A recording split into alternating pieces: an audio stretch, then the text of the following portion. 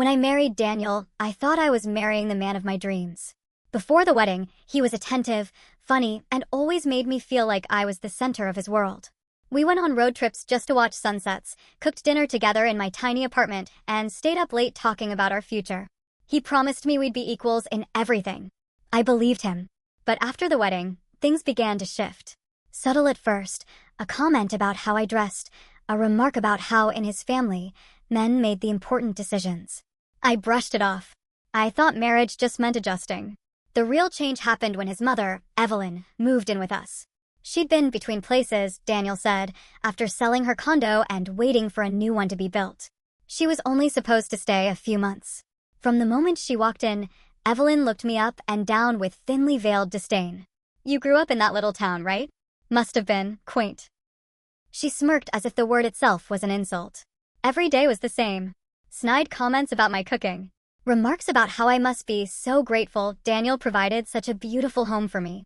She had no idea the house was mine, bought with my own savings before we even met. Daniel never corrected her. In fact, he encouraged her illusions. "Yeah, Mom," he'd say over dinner, "I've worked hard for all of this." And then later, when we were alone, he'd admit, "You know how it is. In our family, men are the providers. It's embarrassing if the woman has more." One night, he went further. "We could fix this, you know. If you just put everything in my name, Mom wouldn't feel so awkward." I stared at him, stunned. "Daniel, are you serious?" He shrugged like it was nothing. "It's just paperwork. What's yours is mine, right?"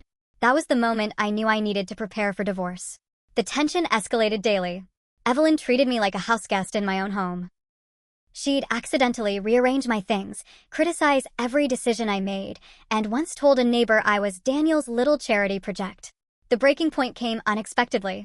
Daniel had stepped out, and a delivery driver brought an important package, a large envelope from my bank. I signed for it, and Evelyn's eyes narrowed. "Why is the manager addressing you?" "This is Daniel's account." "It's my account," I said calmly. Her face twisted. "Don't you dare lie to me. You're living off my son's money and making decisions like you're somebody." "I'm not lying," I said. "Everything you see here, the house, the car, the bills, I pay for them." Her voice rose. "You thief. You're stealing from him." She lunged at me, hand raised. That's when the front door opened. Daniel walked in to find his mother grabbing at me, both of us shouting. "What the hell is going on?" he demanded. "She's stealing from you, Danny," Evelyn cried. "She's been hiding money, acting like the boss." Daniel's face darkened. He turned to me. "We'll talk later. You're not getting away with this." His voice was low, threatening. "That's it," I said. "I'm filing for divorce. And you both need to leave. Tonight." Evelyn gasped, but Daniel just grabbed my arm and dragged me toward the bedroom. "Play along," he hissed. "You're not serious." "I am," I said. "Dead serious." Something in him snapped. He shoved me against the wall. "You ruined my life. You made me feel small, always earning more, making me look weak. You should have stayed in your place." I twisted free, heart pounding, and ran out of the house barefoot, still in my lounge clothes.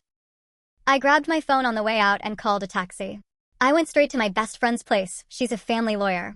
I was shaking, but the moment I walked in, she hugged me and said, "You're safe now." That night, I froze Daniel's access to all accounts and called the police, reporting unwanted individuals in my home. I never saw their faces when the police showed up, but I wish I had. The divorce was fast.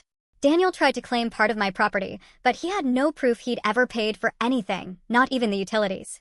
I stayed in my house, savoring the quiet. But I didn't know. The most interesting part was still ahead. The first time Evelyn came back was a month later. She still didn't believe the house was mine. She showed up at my door, banging until I answered. "This is Daniel's home," she hissed. "Let me in." "No," I said, and shut the door. She started pounding harder. "You can't keep me out of my son's house. I'll call the police." "Go ahead," I said, locking the door. She did. When the officers arrived, I could hear her telling them, "She's locking me out of my own home. I'm his mother." I stepped outside, calm, and handed them my deed, mortgage records, and utility bills. "This is my house," I said simply. Evelyn's face went pale, then red. She screamed something incoherent and tried to shove past the officers. She actually swung at one of them. Watching her get handcuffed and shoved into the back of the squad car was unforgettable. That evening, Daniel came storming up my driveway. "Do you feel good about yourself? My mother's in jail because of you." "You did that to yourselves," I said, leaning against the doorframe. He stepped forward like he might hit me, but stopped. I just smiled, shut the door in his face, and walked away. His shouting continued until a neighbor called the police again. At first, the silence after the divorce felt intoxicating.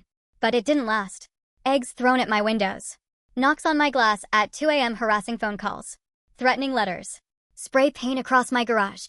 A brick through my living room window. Bags of dog feces on my porch from people who didn't even own a dog. I didn't react. I recorded everything.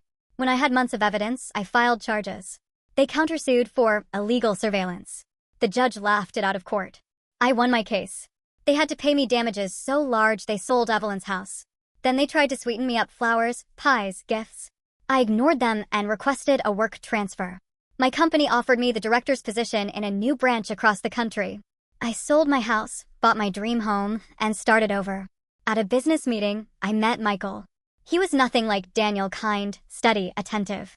He remembered my favorite tea, left encouraging notes, and never once made me feel less. 2 years later, we married. 3 years later, our first daughter was born. Now I'm pregnant with our second. Michael is my partner in every sense. He rubs my feet when I'm tired, makes me laugh when I'm stressed, and tells me, "You're my greatest gift." One night, my phone buzzed. A message from an unknown number. "Mom is very sick. We need money for her treatment. Daniel." I blocked it instantly, then went upstairs. Michael was reading a bedtime story to our daughter, his voice gentle. She giggled and curled up closer to him. I stood in the doorway, watching them, knowing deep down I had made the right choice.